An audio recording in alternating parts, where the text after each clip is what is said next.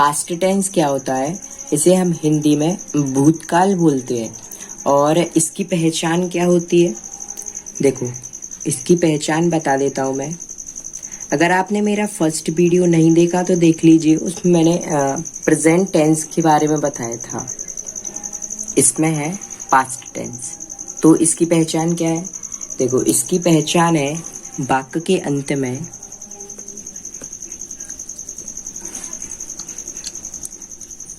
आपको चेक करना है, जो वाक्य का एंड होगा जहाँ पे, वहाँ पे वाक्य के अंत में क्या आता है, ता, था,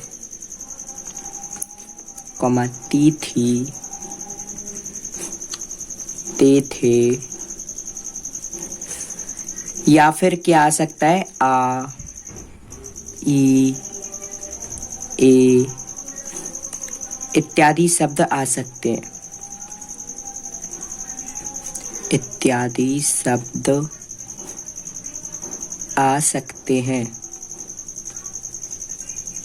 तो ये शब्द आएंगे ना, तो हम इसे बोलेंगे पास्ट टेंस है, मतलब पास्ट टेंस की ये पहचान हो गई। इत्यादि शब्द आ सकते हैं, तो ये हो गई, आप पहचान सकते हैं। अगर ता, था है, ती, थी, ये सब कुछ इनमें से कुछ एक ही आएगा तो वो वाक्य के लास्ट में है, तो आप पहचान सकते हैं कि ये पास्ट टेंस है, हिंदी में भूतकाल है। अब इसके बाद इसके मैं भेद बता रहा हूँ, इसके टाइप्स क्या होते हैं। तो इसके प्रकार, पास्ट टेंस के प्रकार ऐसे लिखती हूँ, प्रकार, तो ये प्रकार लिखती है। इसके कितने प्रकार होते हैं, जैसे प्रेजेंट टेंस के पढ़े ना आपने, ऐसे ही इसके भी होते हैं। इसके भी 4 प्रकार होते हैं, 4 प्रकार होते हैं। बताया था ना मैंने कौन कौन से होते हैं। जैसे प्रेजेंट टेंस के होते हैं, वैसे ही पास्ट टेंस और फ्यूचर टेंस के भी होंगे। तो फर्स्ट नंबर है, देखो फर्स्ट क्या होगा, ये पास्ट है ना, तो आपको लिखना है पास्ट और इसके साथ इंडेफिनिट। तो पास्ट इंडेफिनिट टेंस, ये हो गया फर्स्ट प्रकार। फिर सेकंड, ऐसे ही आएगा थर्ड और फोर्थ। तो सेकंड क्या हो जाएगा, सेकंड हो जाएगा past continuous tense, continuous tense. फिर थर्ड हो जाएगा पास्ट परफेक्ट टेंस, ये हो जाएगा थर्ड वाला। और फोर्थ हो जाएगा पास्ट परफेक्ट कंटिन्यूअस टेंस, तो ये हो जाएगा फोर्थ नंबर का।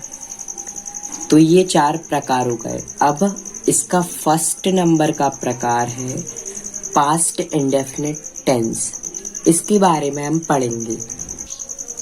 पास्ट इंडेफिनिट टेंस है, इसमें हम पढ़ेंगे सबसे पहले पहचान। जैसे हमने पास्ट टेंस की पहचान पढ़ी ना, सेम वैसे ही हम पास्ट इंडेफिनिट टेंस की भी पहचान पढ़ेंगे। तो इसकी पहचान क्या होती है, इसकी पहचान सेम ही होती है जो मैंने अभी बताई है। तो वाक्य के अंत में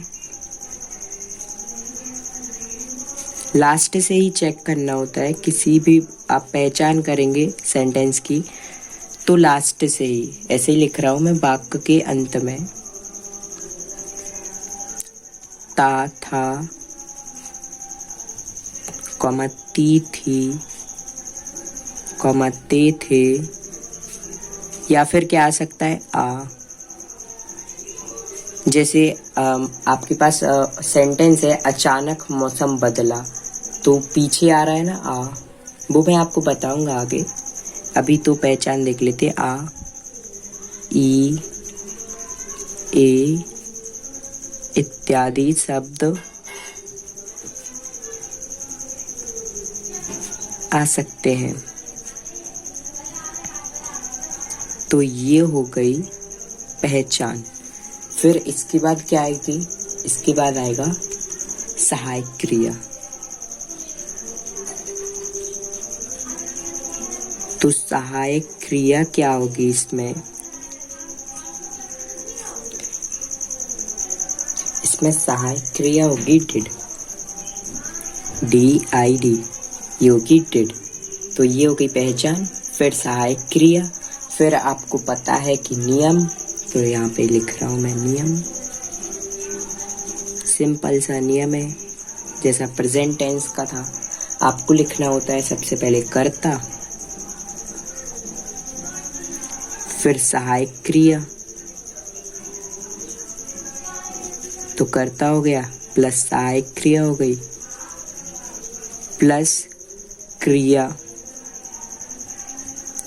अभी ये मैं नियम लिख रहा हूँ, ये पास्ट इंडेफिनिट के लिए लिख रहा हूँ, ना कि एफर्मेटिव, नेगेटिव, इंटरोगेटिव और सिंगल इंटरोगेटिव के लिए।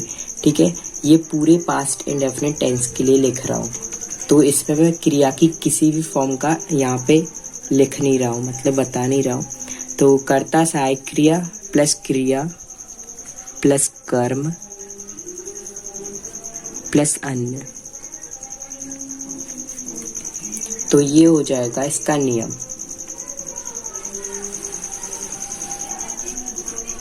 फिर इसके बाद पास्ट इंडेफिनिट टेंस के प्रकार,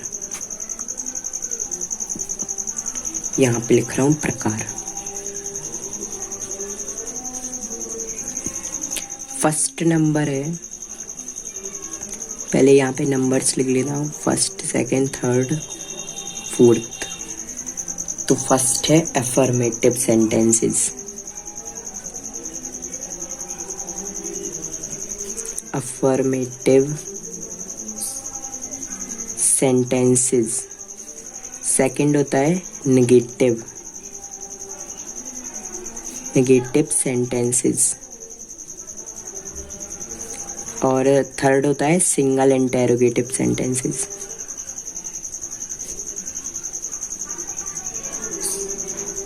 तो ये हो गया सिंगल इंटेरोगेटिव सेंटेंसेस। और लास्ट है डबल इंटेरोगेटिव।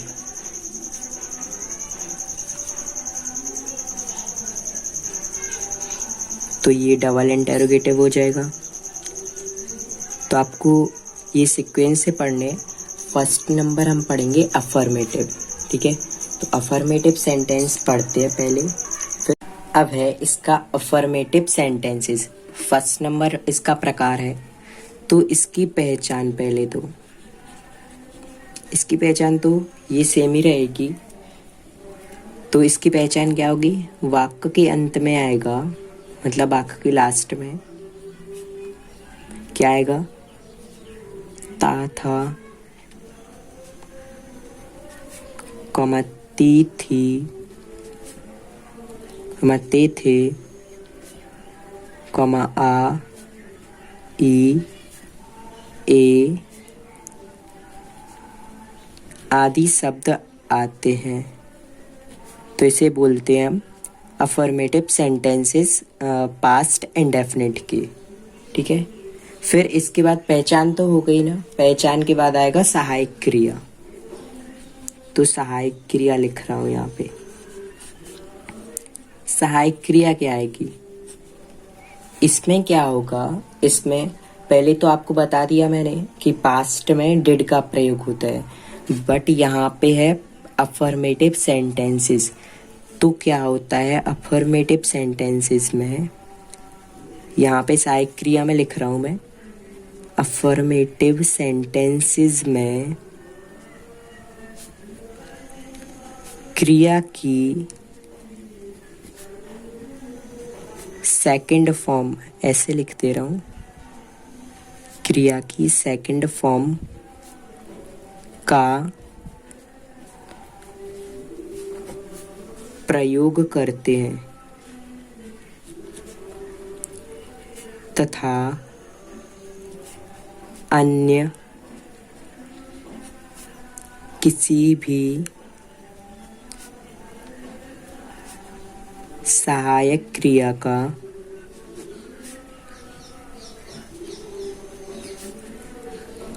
प्रयोग नहीं करते हैं। तो इसका मतलब आ रहा है ना समझ में, मतलब इसमें डिड का प्रयोग नहीं करेंगे हम, इसमें हम केवल सेकंड फॉर्म का यूज़ करें। जैसे मेरे पास है क्रिया गो, तो गो की इसमें सेकंड फॉर्म यूज़ होगी ना कि फर्स्ट फॉर्म। गो तो फर्स्ट फॉर्म है, गो मीन्स जाना, इसकी सेकंड फॉर्म आएगी वेंट। ये पढ़िए ना, गो वेंट गॉन, तो इसकी सेकंड फॉर्म हो गई वेंट। ये फर्स्ट फॉर्म, ये सेकंड फॉर्म और ये थर्ड फॉर्म, इसकी आईएनजी फॉर्म होती है गोइंग। फर्स्ट फॉर्म में अगर आईएनजी लगा दो तो वो हो जाती है आईएनजी फॉर्म, और जो आईएनजी लगती है वो हमेशा फर्स्ट फॉर्म में ही लगती है। ऐसा नहीं करना है कि वेंट में लगा दे या फिर गॉन में लगा दे। तो ये हो जाएगी इसकी आईएनजी फॉर्म, और सेकंड फॉर्म का यूज़ करेंगे हम वेंट का। तो ये इसमें सेकंड फॉर्म का यूज़ करना है, ये याद रखना, ठीक है। अब इसका नियम यहाँ पे लिख रहा हूँ मैं, नियम। नियम में बस आपको क्रिया में सेकंड फॉर्म रखना है, बाकी तो सेम ही आएगा। कर्ता, कर्ता के बाद आएगा सहायक क्रिया, इसको शॉर्ट में लिख रहा हूँ सहायक क्रिया। फिर आएगा क्रिया, क्रिया की कौन सी फॉर्म आएगी, सेकंड फॉर्म, तो ये हो गई सेकंड फॉर्म, प्लस कर्म और प्लस अन्य। तो ये हो गया इसका नियम।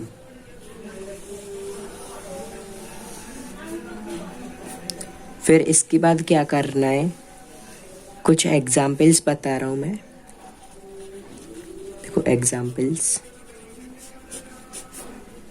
तो जैसे फर्स्ट नंबर में एग्जाम्पल लेता हूँ मैं, कल स्कूल गया था। मैं कल स्कूल गया था, या फिर ऐसे भी आ सकता है मैं कल स्कूल गया। ये था आ भी सकता है और नहीं भी आ सकता है, आपको याद रखना है।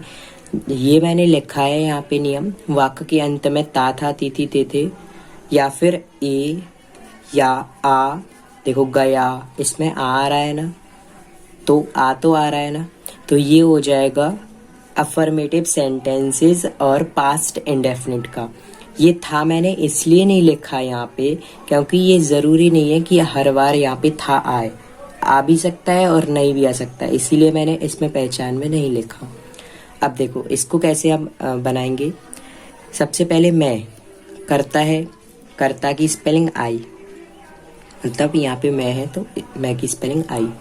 फिर सहायक क्रिया, तो सहायक क्रिया तो इसमें यूज़ होगी नहीं, डिड तो इसमें यूज़ नहीं होगा, इसमें क्या होगा सेकंड फॉर्म यूज़ होगी। सेकंड फॉर्म किसकी यूज़ होगी, जो यहाँ पे क्रिया होगा। क्रिया क्या है यहाँ पे, क्रिया है गया था, कल स्कूल गया था मतलब जाना। तो जाना मैं बताया था ना मैंने, गो मीन्स जाना, इसकी सेकंड फॉर्म होती है वेंट, ये लिखिए देखो, तो इसकी सेकंड फॉर्म आएगी वेंट।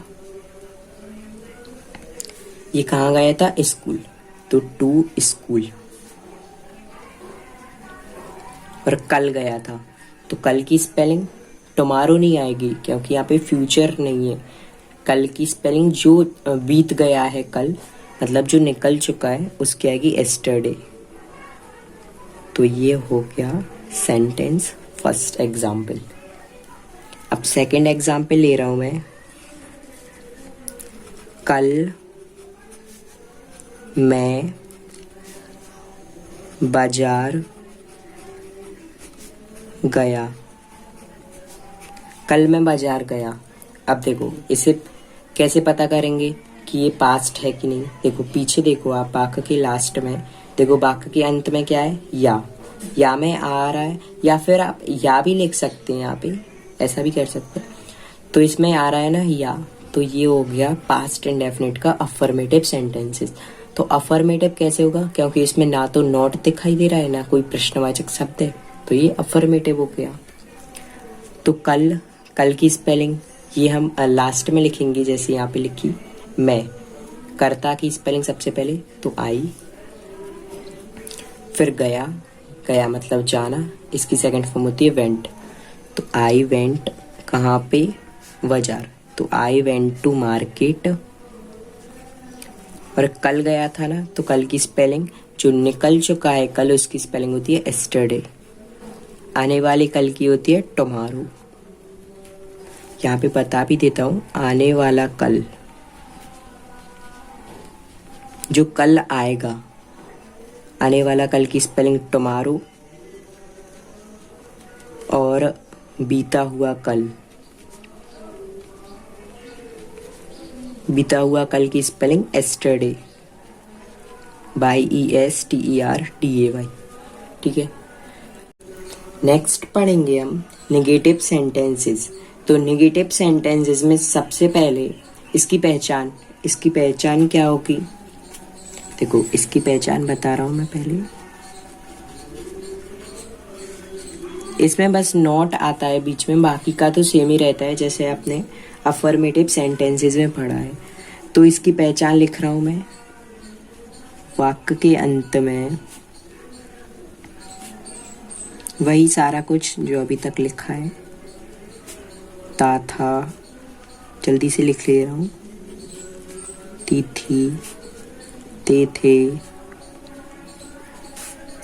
आ, ई, ए इत्यादि शब्दों के साथ साथ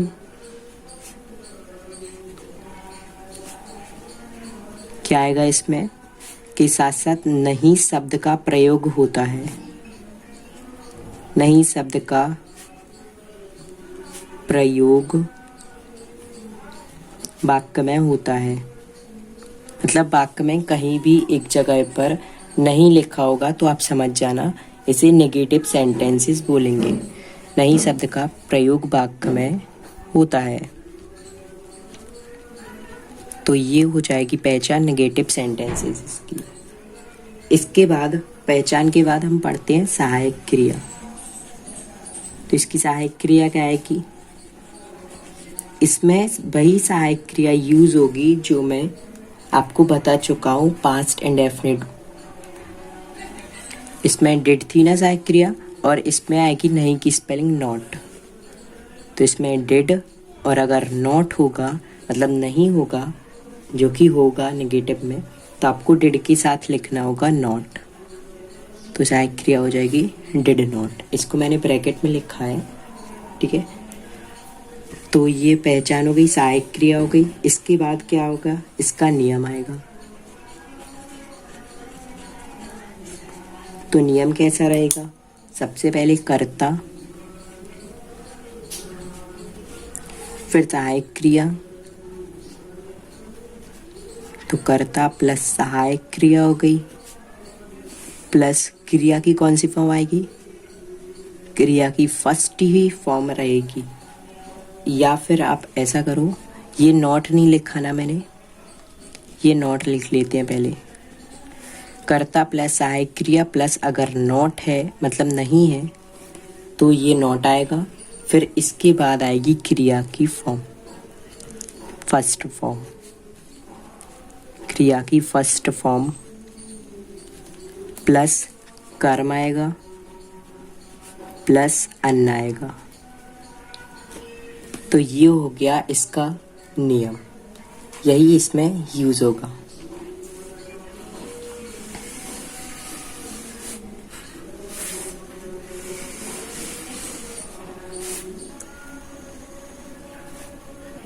इसके बाद इसके भी एग्जाम्पल्स बता दे रहा हूं मैं, ये उससे भी ज़्यादा इजी है। देखो जैसे फर्स्ट नंबर एग्जाम्पल लिख रहा हूं मैं, इसमें बस डिड नॉट ये याद रखना है, बाकी का ये आपके पास नियम तो है ही, तो आप इससे कुछ भी बना सकते हैं। फर्स्ट नंबर लिख रहा हूं मैं घर नहीं जाता था, मैं घर नहीं जाता था। तो ये कैसे बनेगा, सबसे पहले आपको देखना है लास्ट में क्या है, ता था है, मतलब ये मैच हो रहा है। तो आप इससे तो श्योर हो गए कि ये हो जाएगा पास्ट इंडेफिनिट। फिर इसके बाद नहीं दिख रहा है आपको, दिख रहा है ना, तो नहीं कब आता है, नहीं आता है नेगेटिव सेंटेंसेस में पास्ट इंडेफिनिट की। तो ये आपको पता चल गया भाका कौन सा है, पास्ट इंडेफिनिट का नेगेटिव सेंटेंस है। इसके बाद आपने नियम लिखा है ये, तो ये नियम आप यूज़ करेंगे इसमें। कर्ता, करता है मैं, तो कर्ता की स्पेलिंग आई। फिर सहायक क्रिया, सहायक क्रिया इसमें यूज होगी डिड, और नहीं है ना तो डिड नॉट आएगा। तो आई डिड नॉट, फिर क्या आएगा, डिड हो गया और नॉट भी यूज कर लिया हमने। क्रिया, क्रिया की कौन सी फॉर्म, फर्स्ट फॉर्म। तो क्रिया है जाना, जाना मतलब गो, तो गो की फर्स्ट फॉर्म गो, गो मीन्स जाना, गो ही फर्स्ट फॉर्म होती है गो। और कहाँ पे, होम, घर, तो गो टू होम। ये हो गया फर्स्ट नंबर सेंटेंस। अब सेकंड कर रहा हूं मैं। माता जी बाजार नहीं गई थी, गई थी। तो ये कैसे बनेगा, माता जी सबसे पहले तो आएगा कर्ता, कर्ता है माता जी, माता जी की स्पेलिंग दी मदर। फिर आएगा सहायक क्रिया जो कि इसमें यूज होगी डिड, और यहाँ पे है नहीं तो डिड नॉट आएगा, द मदर डिड नॉट। फिर आएगा क्रिया, क्रिया है हमारे पास गई मतलब जाना, तो इसकी फर्स्ट फॉर्म आएगी गो, गो कहाँ पे, बाजार, गो टू मार्केट।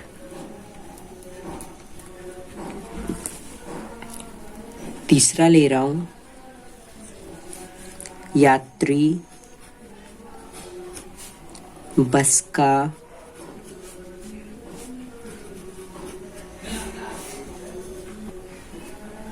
किराया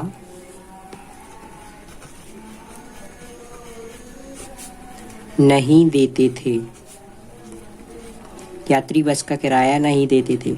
तो ये कैसे बनेगा, सबसे पहले आपको लिखना होगा कर्ता, कर्ता है यात्री, तो यात्री की स्पेलिंग, एक तो यात्री है नहीं, देते थे मतलब बहुत सारे यात्री हैं, तो पैसेंजर्स आएगी स्पेलिंग, तो यहाँ पे द पैसेंजर्स।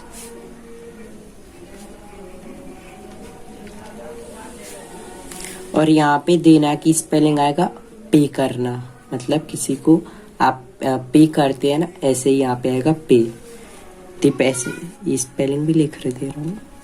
भुगतान करना है इसका मतलब होता है हिंदी में पे करना, आप किसी को किराया देते हैं तो भुगतान ही तो करते हैं, भुगतान करना।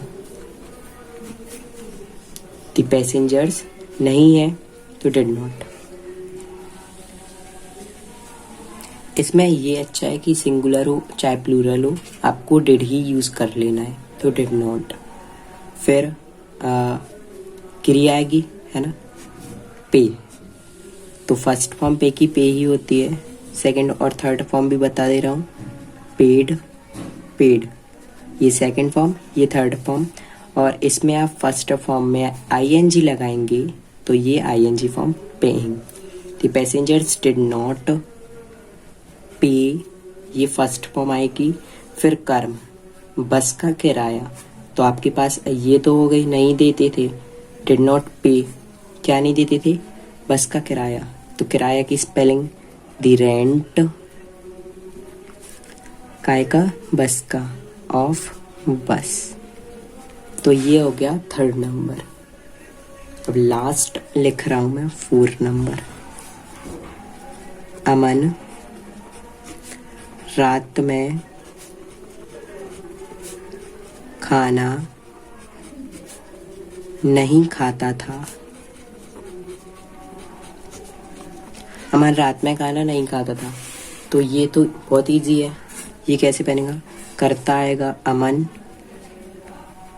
फिर आएगा सहायक क्रिया डिड नॉट क्योंकि नहीं है, फिर आएगा क्रिया, क्रिया है खाना खाना मतलब ईट, फर्स्ट फॉर्म ही तो आएगी। अमन डिड नॉट ईट, क्या नहीं खाता था, खाना। द फूड और है कर्म रात में, मतलब एट नाइट। तो ये हो गया 4 नंबर भी कंप्लीट। इसके बाद हम पढ़ेंगे इंटेरोगेटिव। नेक्स्ट है हमारे पास सिंगल इंटेरोगेटिव सेंटेंसेस।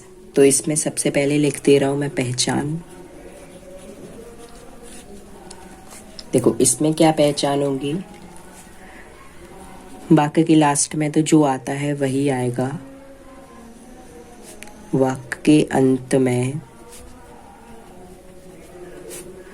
ता था, ती थी, ते थे, कॉमा आ, ई, ए इत्यादि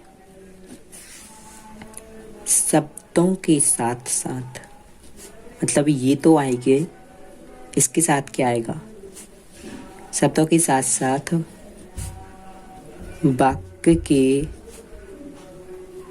शुरू में या प्रारंभ में लिख लो अच्छी भाषा में। वाक्य के प्रारंभ में क्या लिखा होता है, क्या, ये क्या ऐसे लिखा होगा, क्या शब्द लिखा होता है।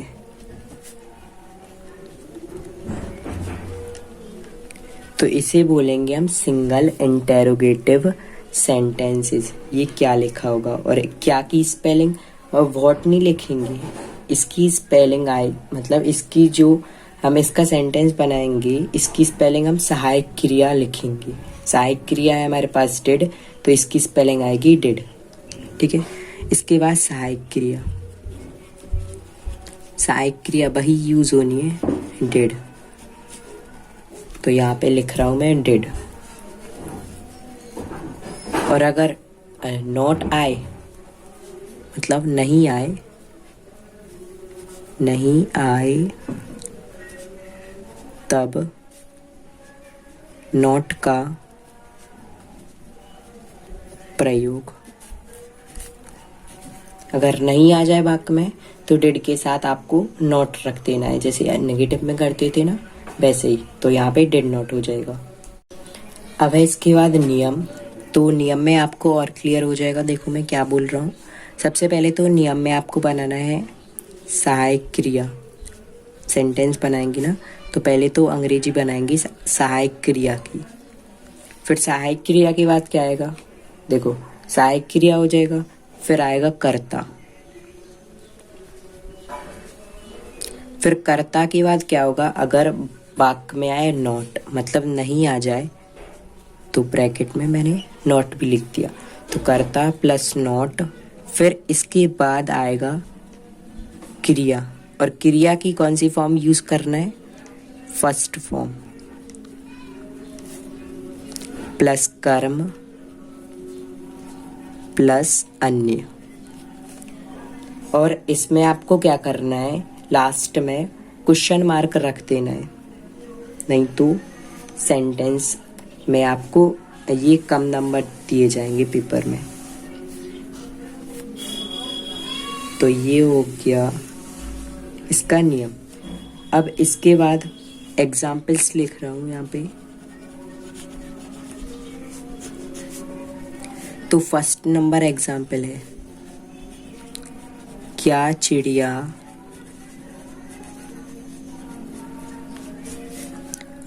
आकाश में उड़ती थी। तो ये हो गया फर्स्ट।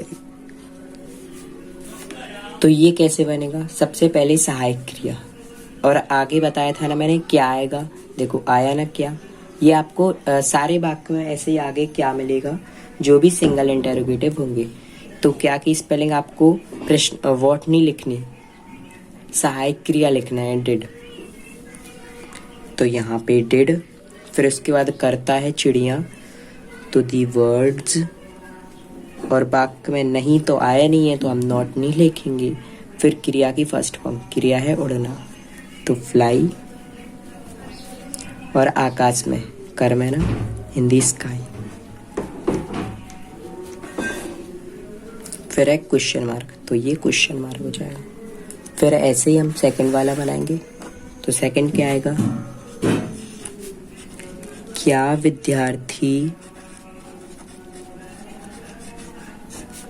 अपना पाठ याद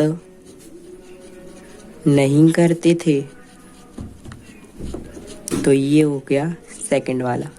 ये कैसे बनेगा, सबसे पहले क्या की स्पेलिंग सहायक क्रिया, तो आएगी डिड, फिर करता विद्यार्थी, तो दी स्टूडेंट्स बहुत सारे विद्यार्थी है ना, करते थे, तो डिड दी स्टूडेंट्स, और याद नहीं करते थे मतलब इसमें नहीं है, नॉट आएगा, कर सहायक क्रिया हो गया, करता हो गया, नॉट, तो ये नॉट हो जाएगा। फिर क्रिया है हमारे पास याद, क्या नहीं करते थे, पाठ याद नहीं करते थे, तो याद की आएगी इसमें लर्न। क्रिया भी हो गई, क्रिया की फर्स्ट फॉर्म। फिर कर्म, क्या नहीं करते थे, अपना पाठ याद नहीं करते थे, अपना पाठ की, देखो अपना की स्पेलिंग विद्यार्थी बहुत सारे है ना, तो इसमें लर्न देयर आएगी, THEIR।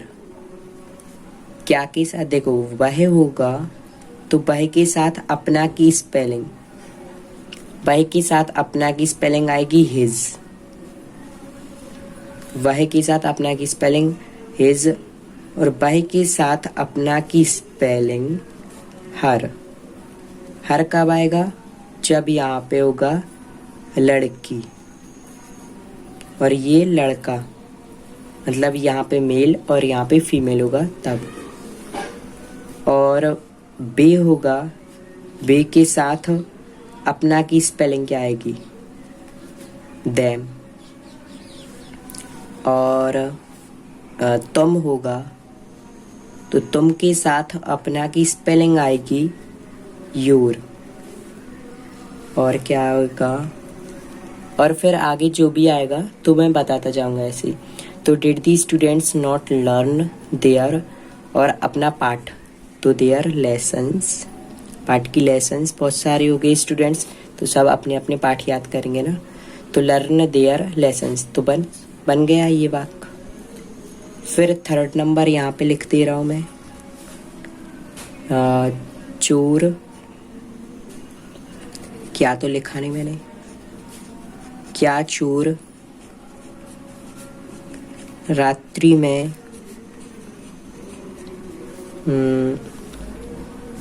खाना नहीं खाते थे।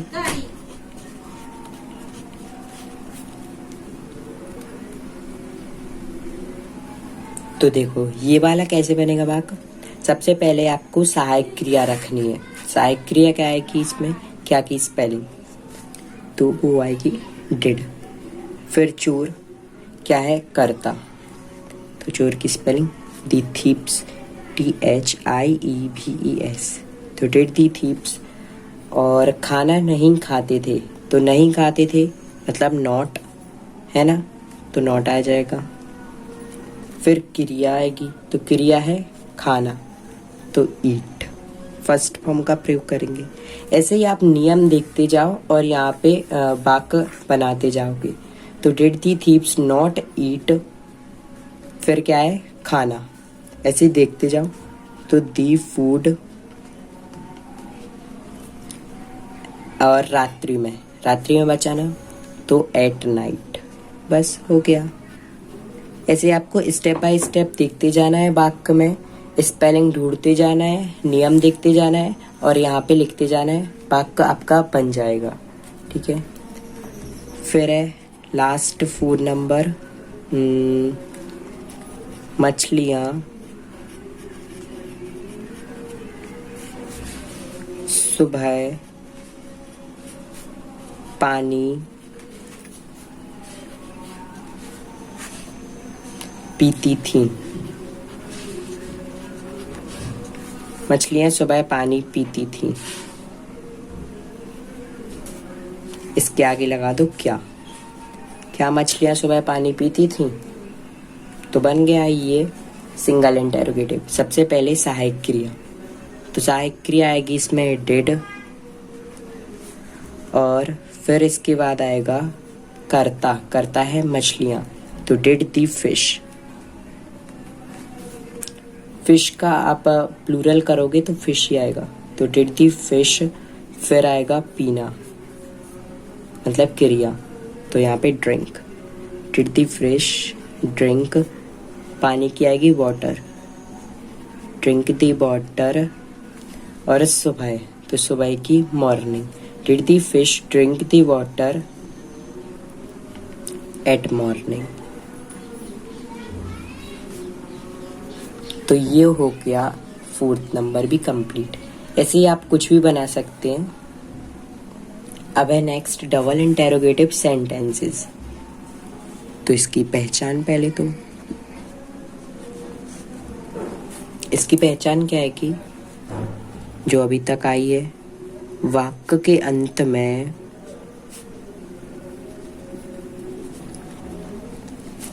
ता था, कॉमा ती थी, ते थे, कॉमा आ, ई, ए आदि शब्दों के साथ साथ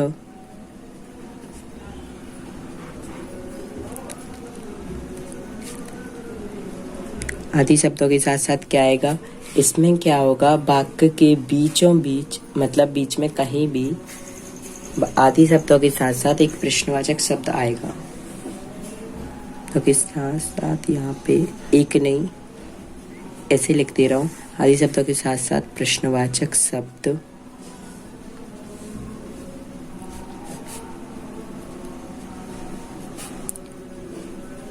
भी आएगा। तो इसे बोलेंगे हम डबल इंटेरोगेटिव सेंटेंस। और इसमें क्या होगा कि प्रश्नवाचक शब्द वाक्य के शुरू में भी आएगा, या फिर शुरू में आ सकता है, मतलब या बीच में भी आ सकता है, कहीं भी आ सकता है। तो ये हो जाएगा डबल इंटेरोगेटिव सेंटेंस। और इसमें एक और क्या होगा वो मैं बता रहा हूँ, पहले आप इसके बाद सहायक क्रिया इसकी पहचान लो। इसकी सहायक क्रिया में क्या होगा, इसकी सहायक क्रिया आएगी डिड। और अगर नॉट होगा वाक्य में तो नॉट भी आ सकता है, ठीक है। तो इसका नियम क्या बनेगा, इसके नियम में सबसे पहले आपको प्रश्नवाचक शब्द की ही अंग्रेजी बनानी है, उसी का इंग्लिश ट्रांसलेशन करना है। तो यहाँ पे प्रश्नवाचक शब्द, फिर इसके बाद आएगा सहायक क्रिया,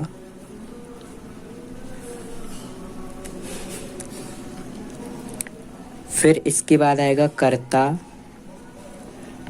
और अगर वाक्य में नॉट दिया है तो नॉट आएगा, प्लस क्रिया की फर्स्ट फॉर्म, प्लस कर्म, प्लस अन्य, और क्वेश्चन मार्क आपको नहीं भूलना है, तो ये क्वेश्चन मार्क आएगा।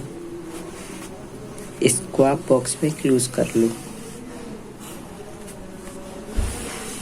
ये हो गया इसका नियम। अब इसके एग्जाम्पल बता रहा हूँ मैं। तो इसके एग्जाम्पल फर्स्ट नंबर यहाँ पे वह है स्कूल क्यों नहीं जाता था। तो इसमें सबसे पहले तो क्यों, प्रश्नवाचक शब्द की स्पेलिंग बनानी है ना, तो क्यों है इसमें प्रश्नवाचक शब्द, तो इसकी स्पेलिंग आएगी वाई। फिर सहायक क्रिया, सहायक क्रिया आएगी इसमें डिड, और साथ में है नॉट, मतलब नहीं है, तो इसकी स्पेलिंग आएगी नॉट। तो वाई डिड नॉट। यहाँ पे एक काम करो, मैंने कर्ता नहीं लिखा, कर्ता की स्पेलिंग आएगी बीच में, तो वाई डिड ही आएगा बीच में, वाई डिड ही, इसके बाद आएगा नॉट, आपको ऐसे नियम से चलना है तो आपका वाक्य गलत नहीं होगा। अगर आप नियम से नहीं करेंगे तो वाक्य आपका गलत हो सकता है। तो वाई डिड ही नॉट, फिर आएगा क्रिया। तो क्रिया क्या है इसमें, देखो क्रिया है जाना, तो क्रिया की फर्स्ट फॉर्म आएगी गो। गो मीन्स जाना। कहाँ पे, स्कूल, तो गो टू स्कूल। ये हो गया first number example. Second number है हमारे पास, वह लड़की घर कब जाती थी। तो इसमें सबसे पहले प्रश्नवाचक शब्द आएगा कब। कब की स्पेलिंग होती है व्हेन। फिर आएगा सहायक क्रिया डिड। फिर आएगा कर्ता, करता है वह। और इसमें देखो वह की स्पेलिंग क्या आएगी, वह है इसमें फीमेल, तो इसमें आएगा ही, सॉरी सी। तो व्हेन डिड शी। और अगर इसमें वह होगा, वो मेल में होगा, मतलब लड़का होगा कोई, तो ही आएगा। और वह फीमेल में होगा तो इसमें शी आएगा। When did she. और जाना की स्पेलिंग गो। और फिर है फर्स्ट फॉर्म हो गई ना क्रिया की, फिर है कर्म, तो घर पर कब जाती थी। तो व्हेन डिड शी गो, और घर की स्पेलिंग टू होम। फिर क्वेश्चन मार्क, तो when did she go to home. हो गया कंप्लीट। थर्ड नंबर यहाँ पे लिख रहा हूँ, चपरासी घंटी क्यों नहीं बजाता था। तो ये कैसे बनेगा, सबसे पहले आपको क्यों की स्पेलिंग लिखनी होगी, प्रश्नवाचक शब्द है तो इसकी स्पेलिंग वाई। फिर इसके बाद आएगा सहायक क्रिया डिड। फिर आएगा कर्ता, चपरासी है, चपरासी की स्पेलिंग प्यून, तो वाई डिड दी प्यून। फिर है नॉट, नहीं है ना, तो नॉट।